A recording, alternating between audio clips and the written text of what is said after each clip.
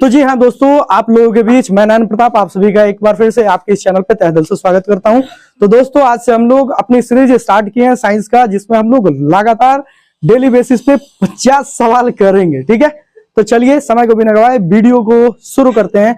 वो सारे सवाल फिजिक्स के हैं, जो कि फर्स्ट चैप्टर और सेकेंड चैप्टर प्रकाश के प्रवर्तन और प्रकाश के अपवर्तन उनसे रिलेटेड है। चलिए शुरू करते हैं। देखिए पहला सवाल क्या है। यहाँ पे पहला सवाल क्या है, निम्नलिखित में से कौन सा पदार्थ लेंस बनाने में प्रयुक्त नहीं होता है। ये सवाल जो है ना, पिछले कई सालों से ये सवाल पूछ रखा है कि निम्नलिखित में से कौन सा पदार्थ लेंस बनाने में प्रयुक्त नहीं होता है। तो इसका जवाब होगा सीधे मिट्टी। तो मिट्टी जो होता है, इस मिट्टी का प्रयोग हम नहीं करते हैं, किस लिए? लेंस को बनाने में। हालांकि ऑप्शन में क्या रहेगा, ऑप्शन में आपको प्लास्टिक भी रहेगा, जल भी रहेगा और कांच भी रहेगा। ठीक है, तो आपको ये तीनों चीज रहेगा, इसके बाद मिट्टी भी रहेगा। तो आपको लगेगा कि जल का उपयोग नहीं किया जाएगा, लेकिन जल का उपयोग होता है, ये बात ध्यान रखेंगे। अब देखिए अगले सवाल की ओर बढ़ जाएं। देखिए जल है यहाँ पे, तो जल नहीं होगा, कांच भी नहीं होगा, मिट्टी भी नहीं, मिट्टी होगा जवाब इसका, और प्लास्टिक का उपयोग तो होता ही है। एक उत्तल लेंस की क्षमता 1 डायोप्टर है, तो लेंस की फोकसांतर या फोकस दूरी क्या होगी? हम जानते हैं कि लेंस की क्षमता जो P होता है, पावर ऑफ लेंस, P बराबर होता है 1/f। ठीक है, जो फोकस दूरी होती है, या फोकस दूरी हमेशा किस में होगी? यह हमेशा मीटर में होगी। तो पूछ रहा है यहाँ पर कि एक उत्तल लेंस की जो क्षमता है वह 1 डायोप्टर है, तो उसकी फोकस दूरी पूछ रहा है। तो हम सिंपल सा क्या निकाल देंगे कि ये यहाँ पर 1d दिया है, 1d बराबर क्या है? 1/f। तो इस f को हम इधर लाएंगे, अर्थात f बराबर क्या हो गया? 1/d हो गया, क्योंकि ये d है, इधर आएगा तो भाग में हो जाएगा। या नॉर्मल सा अगर आप ऐसे भी नहीं जानते हैं तो ये आप क्या कर सकते हैं, इसके नीचे 1 है, आप इसको उलट दीजिए, f चला गया ऊपर, 1 आ गया नीचे, तो बराबर इधर भी क्या हो जाएगा? 1 चला जाएगा ऊपर, d आ गया नीचे, यानी कि f का मान क्या हो गया? ये 1/d। और ये बात ध्यान रखेंगे कि p जो होगा, p बराबर 1 डायोप्टर जो है, यह एक मात्रक है, और इसका मात्रक क्या होता है? 1/मीटर होता है। इसलिए हम क्या करेंगे, यहाँ पर जब हम चेंज करेंगे, जब हम यहाँ पर 1d के लिए क्या लिखेंगे? 1/m लिखेंगे, अर्थात f बराबर हम क्या लिखेंगे? 1/1/m। तो m कहां चला जाएगा? ऊपर। तो f बराबर क्या हो गया? मीटर गया ऊपर, यानी कि 1 मीटर। तो आपके सवाल का जवाब क्या होगा? 1 मीटर। अर्थात यदि एक उत्तल लेंस है जिसकी क्षमता जो है 1 डायोप्टर है, इसका मतलब उस लेंस की फोकस दूरी कितनी होगी? उस लेंस की फोकस दूरी 1 मीटर होगी। क्लियर है? क्लियर बनो? आगे बढ़ जाते हैं। किसी लेंस कह रहा है कि किसी बिंब का वास्तविक और समान साइज का प्रतिबिंब प्राप्त करने के लिए बिंब को उत्तल लेंस के सामने कहां रखा जाए। तो सबसे पहले यहां पर आप इसको देख लेंगे, समझ लेंगे। देखिए यहां पर क्या है, सवाल कह रहा है, सबसे पहले हम यहां पे समझेंगे कि उत्तल लेंस कैसा होगा। तो उत्तल लेंस हमारे पास ये बिल्कुल इस टाइप का होता है उत्तल लेंस, और उत्तल लेंस में समझ लो गुड्डी, ये है उत्तल लेंस, और उत्तल लेंस में ये यहाँ पर ऑप्टिकल सेंटर होता है, इधर आपके पास C होता है, सॉरी F होता है जिसको F1 कहेंगे, इधर आपका F2 होता है जिसको हम C कहते हैं, याद रखेंगे यह 2F को ही हम C कहते हैं, और इधर अनंत होगा, इधर आपको फिर से F होगा, इधर आपको फिर से C होगा, C यानी कि 2F, और इधर क्या होगा? आपको अनंत होगा। ध्यान रखेंगे, हम वस्तु को 1 नंबर अनंत पे रख सकते हैं, 2 नंबर अनंत और 2F के बीच में रख सकते हैं, 3 नंबर 2F पर रख सकते हैं, 4 नंबर 2F और C के, सॉरी F और C के बीच में रख सकते हैं, 4 नंबर, 5 नंबर F पर रखेंगे, 6 नंबर F और लेंस के बीच में रखेंगे। सारा प्रतिबिंब कहां से बनेगा? तो जैसा कि हमारे पास अवतल दर्पण में हो रहा था, अनंत वाला कहां बनेगा? फोकस पर। पहला बन गया यहाँ पे, दूसरा बन जाएगा यहाँ पे, तीसरा बन जाएगा यहाँ पे, चौथा बन जाएगा यहाँ पे, 5वां बन जाएगा अनंत पे, और छठा कहां बन जाएगा? लेंस के पीछे। ठीक है, तो ये पहला प्रतिबिंब, दूसरा, तीसरा, चौथा, 5वां, और ये बन गया छठा। याद रखेंगे कि लाइन के नीचे वाले सारे कैसे होंगे? वास्तविक होंगे और उल्टे होंगे। लाइन के नीचे वाले सारे के सारे उल्टे होंगे और वास्तविक होंगे, और लाइन के ऊपर वाले सीधे और आभासी होंगे। तो ये जो प्रतिबिंब बना है वो सीधा और आभासी बना है, और लाइन के नीचे जो बना है वह बना है उल्टा और वास्तविक। ये बात आपको हमेशा से जहन में फिट रखना है कि सीधा जो होता है, सीधा प्रतिबिंब, वह सीधा हमेशा आभासी या काल्पनिक होगा। ठीक है, और उल्टा जो प्रतिबिंब होगा वह उल्टा हमेशा कैसा होगा? वास्तविक होगा। ये उल्टा वाला हमेशा कैसा होगा? वास्तविक होगा। तो ये बात जानकारी में रखेंगे। तो ये उल्टे हैं, नीचे वाले जितने सारे उल्टे हैं, तो उल्टा अर्थात तो वास्तविक, और लाइन के ऊपर सीधा है, सीधा यानी कि आभासी। तो आपके पास यहाँ पर क्या है? किसी गोलीय दर्पण सॉरी माफ कीजिए, यहाँ पर 3 नंबर सवाल है, किसी बिंब का वास्तविक और समान साइज का प्रतिबिंब। बिंब का कैसा प्रतिबिंब चाहिए? वास्तविक भी चाहिए और समान साइज का चाहिए, और वो भी कौन से लेंस में कह रहा है? तो उत्तल लेंस में। ये रहा उत्तल लेंस। अब इसमें खास बात क्या है, आपको ये जानना होगा, ये सबसे छोटा प्रतिबिंब होता है, यह छोटा होता है, यह बराबर होता है, यह बड़ा होता है, यह सबसे बड़ा होता है, और यह वस्तु से बड़ा होता है।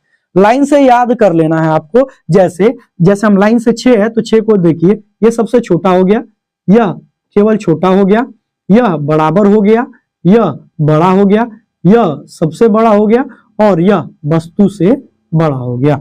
ये बात ध्यान रखेंगे। तो लाइन से है, जैसे ये जो हम बनाए हैं यहाँ पर, तो ये क्या है? सबसे छोटा। अनंत पर कोई चीज रखेंगे, उसका प्रतिबिंब बनेगा आपकी आंखों पर, तो वो छोटा ही तो होगा, तो सबसे छोटा होगा। तो अनंत वाला सबसे छोटा, सबसे छोटा के बाद, तो जैसा कि यहाँ पर क्या है, ये सबसे छोटा है, ये उससे बड़ा है, मतलब सबसे छोटा, फिर छोटा, बराबर, बड़ा, सबसे बड़ा, अब वस्तु से बड़ा। लाइन से याद हो जाए, लाइन से याद हो जाए नु। सबसे छोटा, छोटा, बराबर, बड़ा, सबसे बड़ा, अब वस्तु से बड़ा। ठीक है, आ जा लाइन से। अब कह रहा है कि समान साइज का, तो समान साइज कहाँ है भाई? सबसे छोटा, छोटा, बराबर। बराबर मतलब क्या? समान साइज, जितना का वस्तु होगा उतना का प्रतिबिंब होगा, अर्थात 2f 3 है यहाँ पर, तो 3 है यहाँ पर, है ना? ये 2f पर है, ये भी 2f पर है, मतलब वस्तु यदि आपको 2f पर हो, कहां पर हो? 2f पर, तो आपका प्रतिबिंब भी कहां बनेगा? 2f पर ही बनेगा। अब सुनिए, यहां पर अगला सवाल क्या है? किसी गोलीय दर्पण तथा किसी पतले गोलीय लेंस की फोकस दूरी -15 सेंटीमीटर है, तो लेंस और दर्पण दोनों सामान्यतः क्या होंगे, संभवतः क्या होंगे? तो सीधी सी बात है कि आपके पास अगर ये दर्पण है, कौन सा दर्पण है?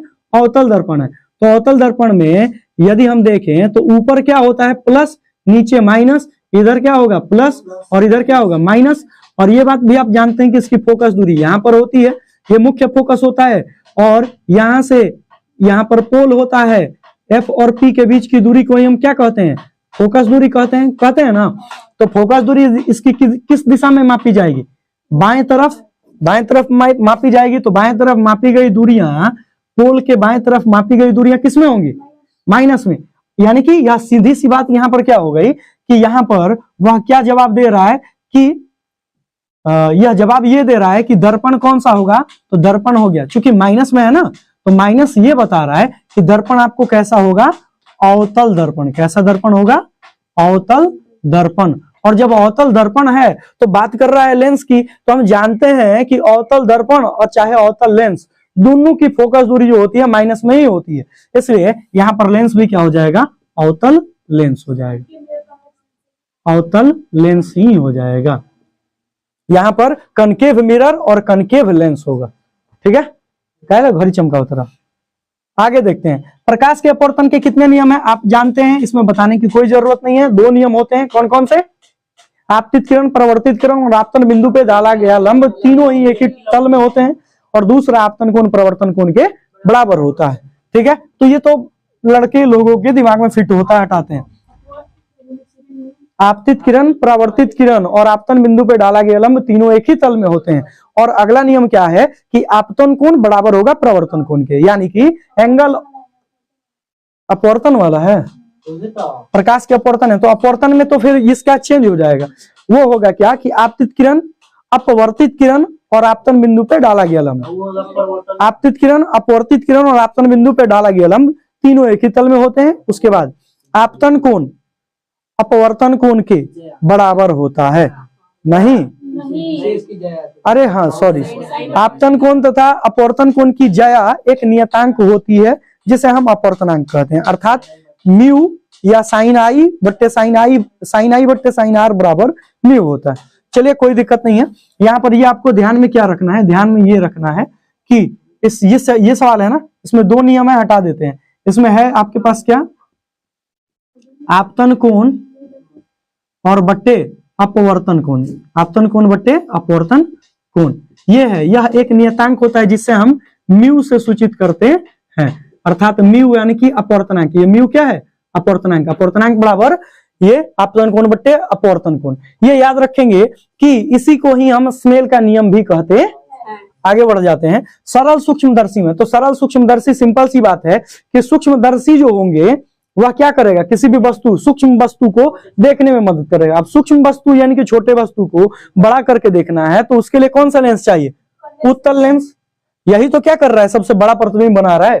तो यही जब सबसे बड़ा प्रतिबिंब बना रहा है, इसलिए इसका जवाब ही सीधे हम क्या लिखेंगे? उत्तल लेंस। क्या लिखेंगे? उत्तल लेंस। आगे है कि किसी माध्यम के अपवर्तनांक का मान क्या होता है? तो किसी माध्यम के अपवर्तनांक का मान यानी कि म्यू बराबर होता है साइन आई बट्टे में साइन जाई माने साइन आर।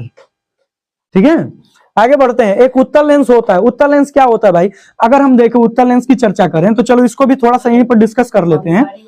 उत्तल लेंस की चर्चा करें तो ये है आपके पास उत्तल लेंस। देखिए इस उत्तल लेंस के सामने ये आपके पास क्या हो गया? प्रधान अक्ष हो गया। ये प्रधान अक्ष हो गया।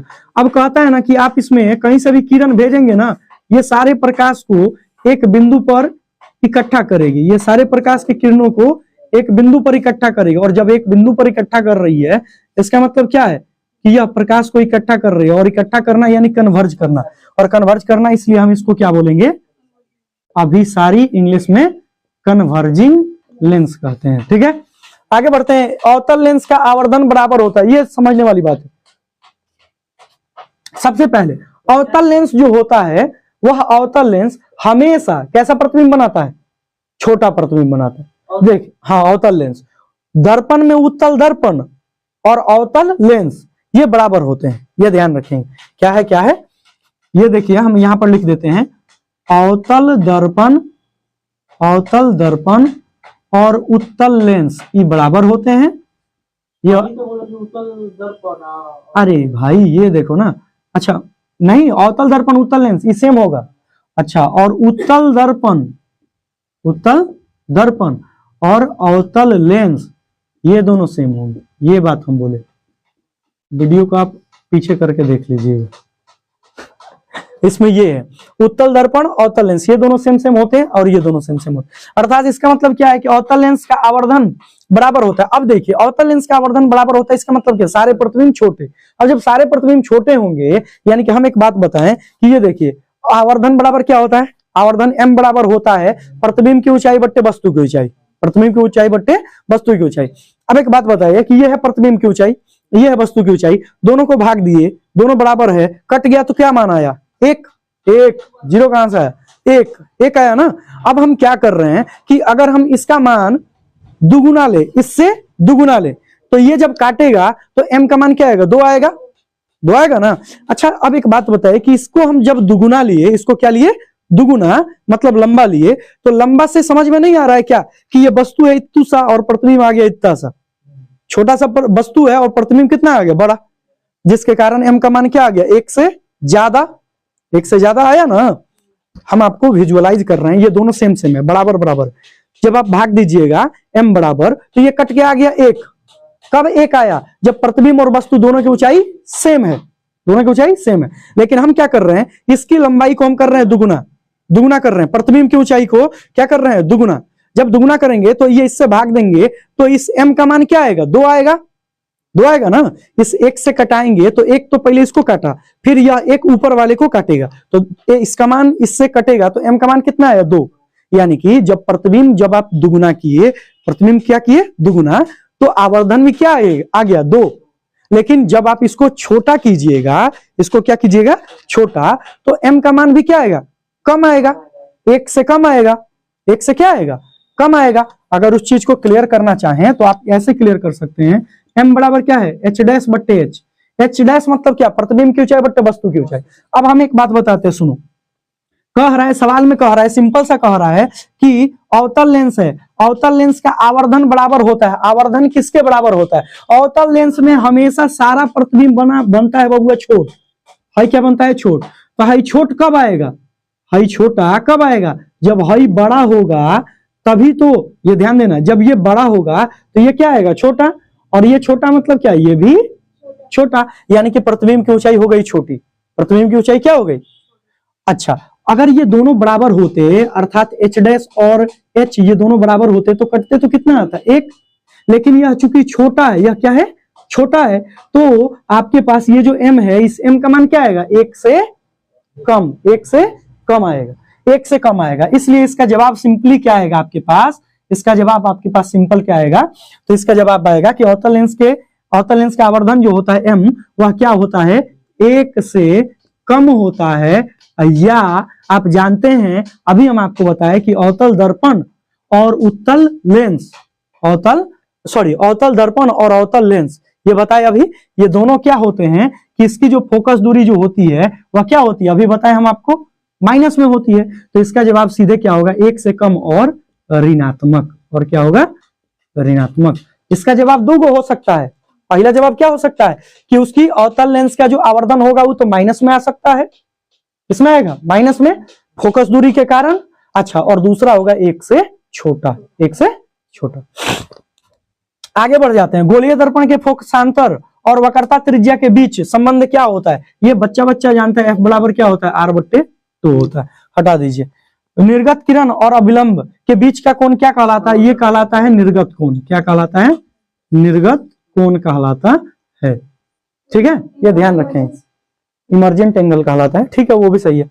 1 मीटर फोकस दूरी वाले उत्तल लेंस की क्षमता, अरे भाई ऊपर वाला सवाल ही रिपीटेड है। ठीक है, यहाँ पर क्या था? एक उत्तल लेंस है जिसकी क्षमता कितनी है? 1 डायोप्टर, तो इसकी फोकस दूरी कितनी आई? 1 मीटर। तो यहाँ पर वही चीज है यहाँ पर कि 1 मीटर फोकस दूरी है उत्तल लेंस, इसकी क्षमता क्या आ जाएगी?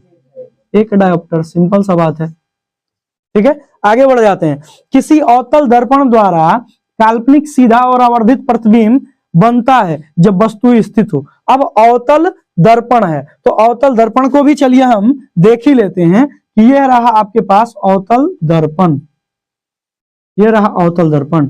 इसमें भी अनंत, वक्रता केंद्र, फोकस, यह रहा पोल। प्रतिबिंब देखो, ये वस्तु 1 2 3 4 5 6 प्रतिबिंब बना, 1 2 3 4 5 और ये इधर 6 हो गया।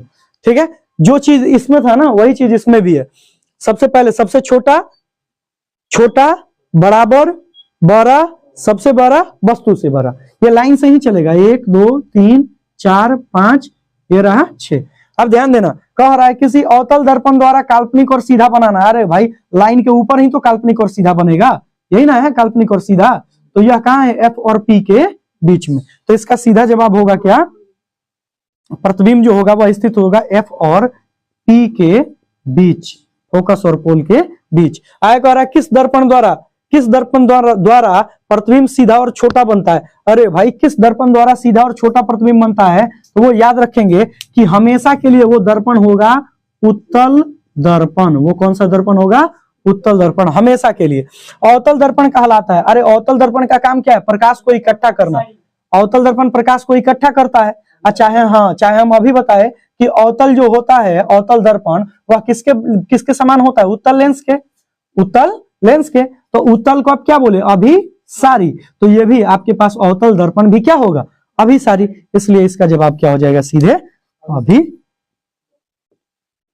अभिसारी। ठीक है, आगे बढ़ जाते हैं। उत्तल दर्पण द्वारा बना प्रतिबिंब कैसा होता है? तो उत्तल दर्पण द्वारा बना प्रतिबिंब जो होता है वह सब छोटा होता है।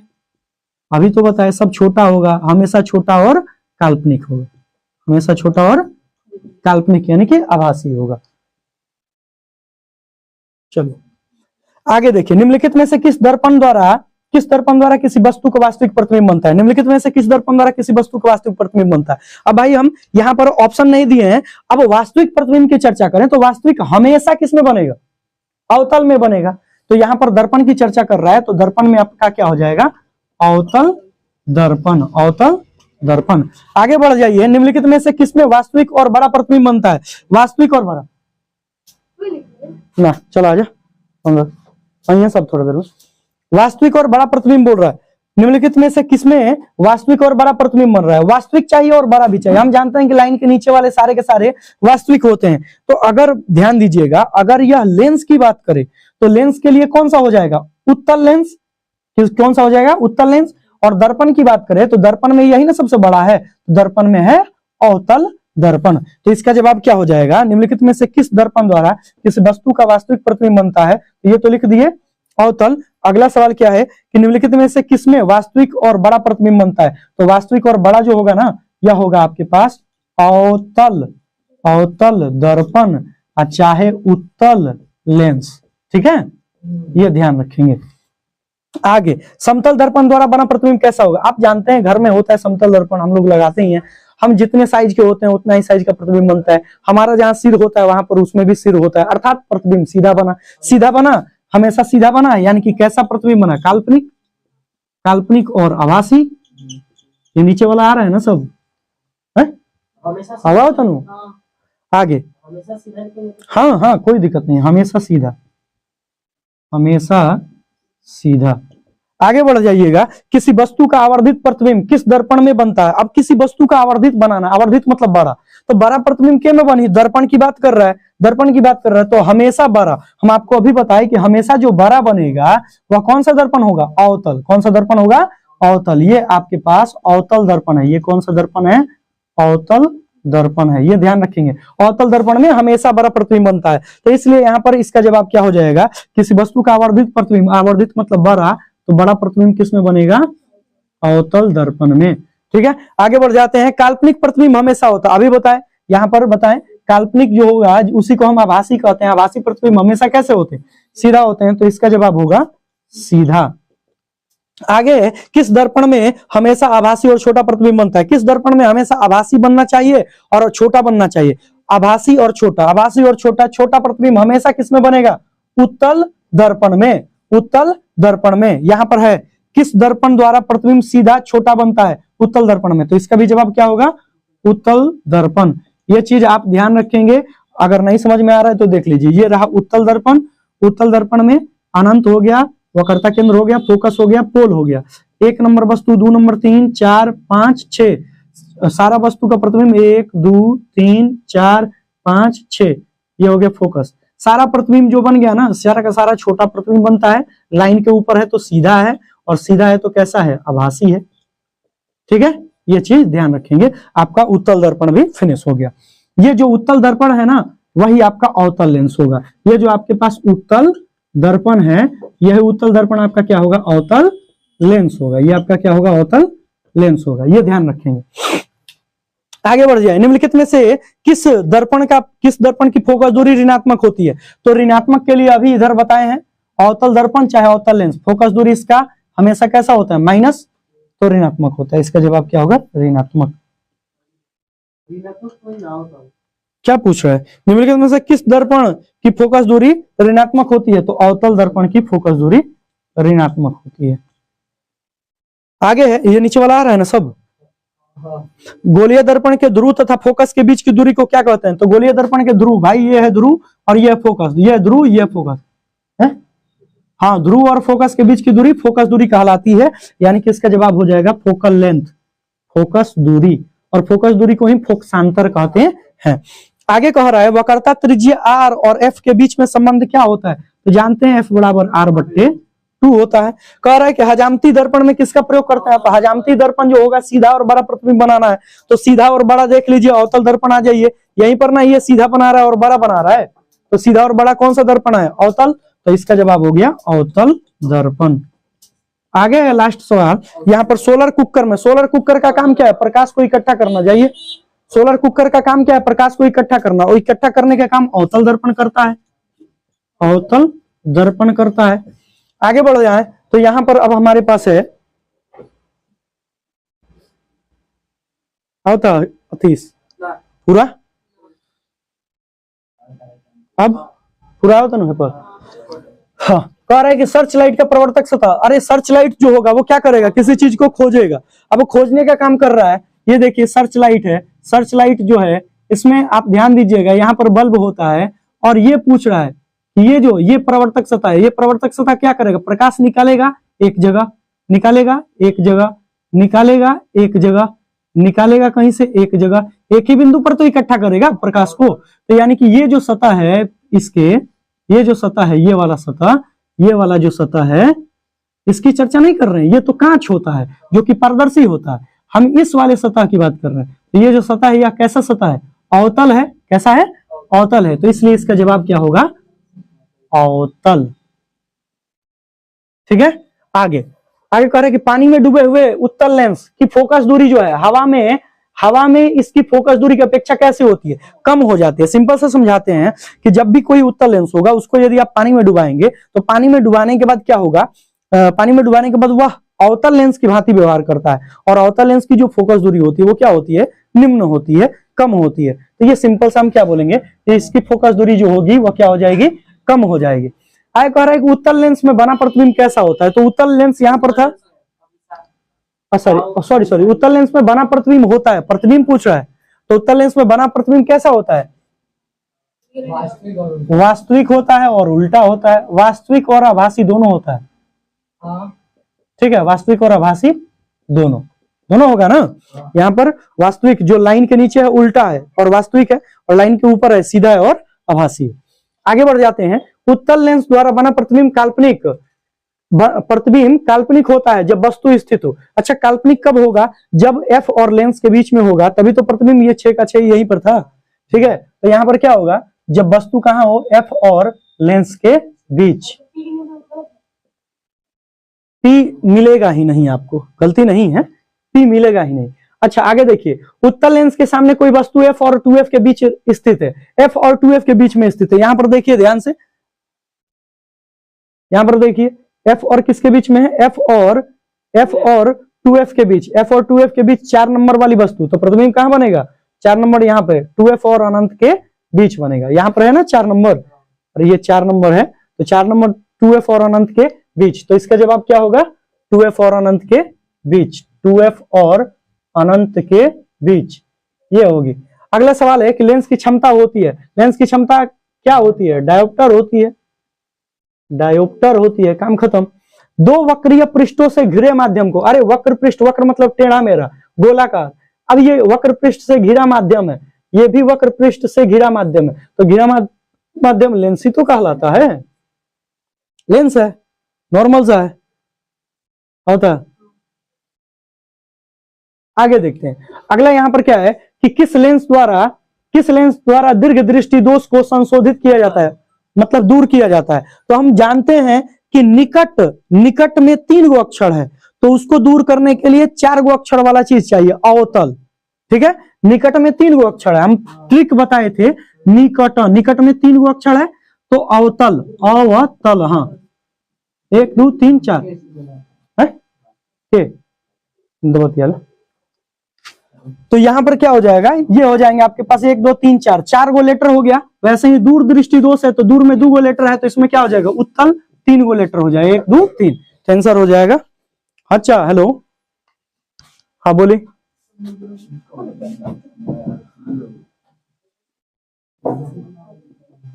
हाँ बाबे, हाँ, अरे वो है ममहरे में हमरा। हाँ,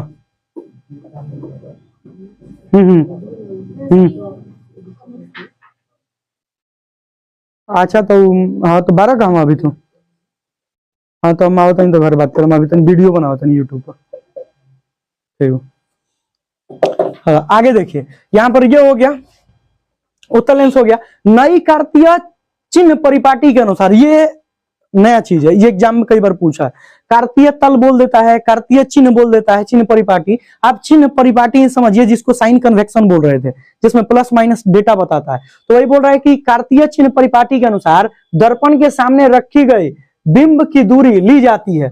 क्या ली जाती है? अब दर्पण के सामने लिए हैं कोई भी वस्तु, उसकी जो दूरी लेंगे वह दूरी हमेशा कैसा होगा? माइनस होगा, ऋणात्मक होगा। इस पर कंफ्यूजन है हमको। ये धनात्मक होगा।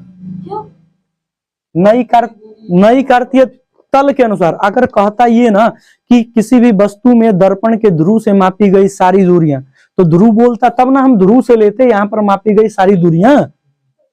जितना वस्तु रखते हो तो सामने नहीं रखते, पीछे रखते। नहीं, उससे मतलब नहीं है। कार्तीय तल के अनुसार वो धनात्मक माना जाता है, ये बात आपको ध्यान रखना है। और हाँ, कार्टेशियन प्लेन के अनुसार, हाँ, तो वो तो उसके अनुसार हमको धनात्मक मिला है, हम देखे हैं तो इसलिए बोल रहे हैं। अच्छा तो उसको देख लीजिएगा, क्या दिक्कत है, इसको देख लीजिएगा, डॉट कर दिए। आगे है, प्रत्येक लेंस में 2 वक्रता केंद्र होती हैं। क्यों? अरे भाई 2 वक्रता केंद्र इसलिए होती है क्योंकि वो 2 वक्र पृष्ठ से घिरा होता है।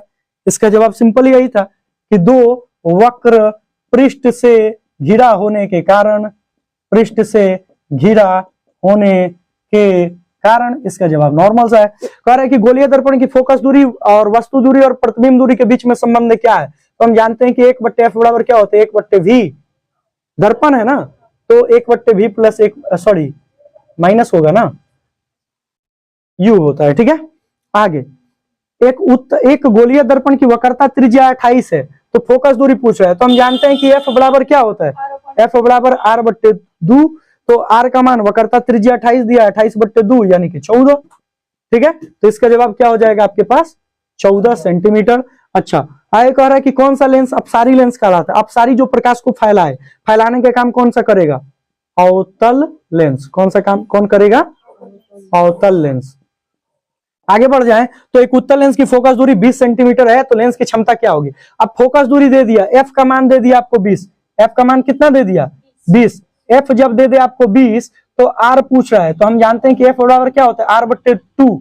और r बराबर क्या हो जाएगा, f गुना में 2। अरे 2 भाग में है, इधर जाएगा तो गुना में नहीं आएगा, तो यहां से क्या हो गया, r बराबर हो गया 2f। r बराबर 2f, अर्थात f जितना है उसका दुगुना कर दीजिए, तो 20 दूना का 40। इसका जवाब सीधे कितना हो जाएगा, सॉरी लेंस की क्षमता पूछ रहा है।